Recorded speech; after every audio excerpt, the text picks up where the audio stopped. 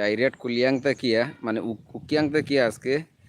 আর এদিকে আপনারা চাইয়া দেখতে পারবে একদম ডাইরেক্ট সোনাপুর যে ব্রিজ আছে, ব্রিজও ডাইরেক্ট লাইন কেন মানে 1 ফুটও মাঝে গ্যাপ নাই। ডাইরেক্ট উকিয়াং থেকে লইয়া সোনাপুর ব্রিজ পর্যন্ত আজকের যেটা খবর আছে মানে ডাইরেক্ট লাইন। এখানে আর কোনো মাঝে 1 ফুট যে জায়গা, একটা গাড়ির যে জায়গা আছে সম্পূর্ণ সম্পূর্ণ সব লোড গাড়ি।